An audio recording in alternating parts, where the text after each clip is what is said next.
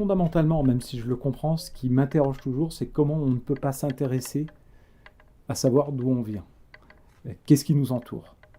C'est quelque chose que même si je le comprends, j'avoue que ça m'interroge sur l'avenir de l'humain, puisque si on n'est pas capable de s'interroger, on n'est donc pas capable de se remettre en cause et donc pas capable d'évoluer et de changer.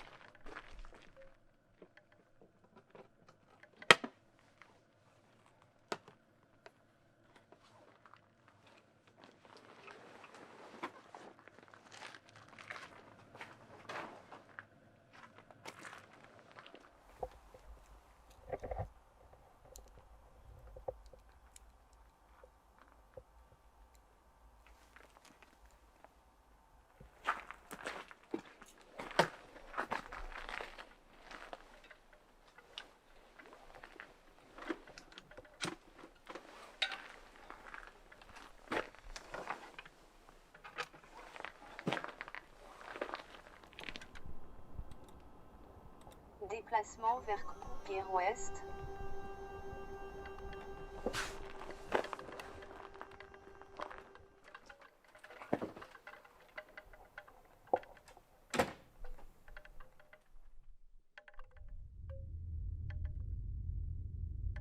La poésie scientifique déserte un petit peu mes préoccupations et les vagabondages de mon esprit quand je travaille. Mais enfin, quand c'est lancé, quand les photos s'enregistrent, quand le guidage est bon, que tout va bien, on peut se laisser de nouveau dériver à cette poésie scientifique, chose qui est possible lorsqu'on est seul.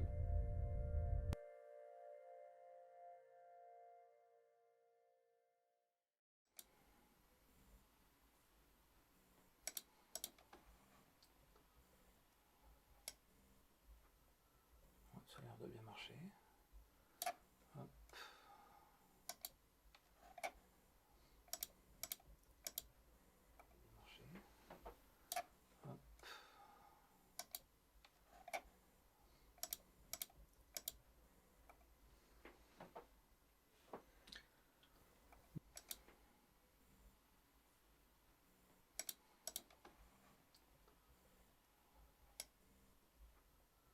Hop. Ça a l'air de bien marcher.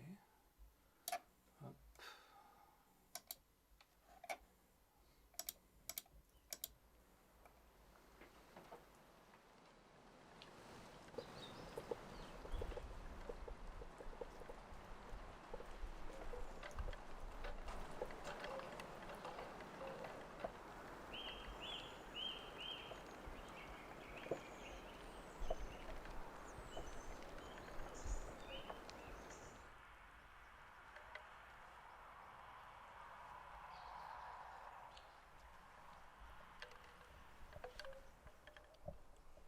Quand j'ai découvert l'astronomie, c'est quand j'ai pointé ma lunette pour la première fois vers Saturne.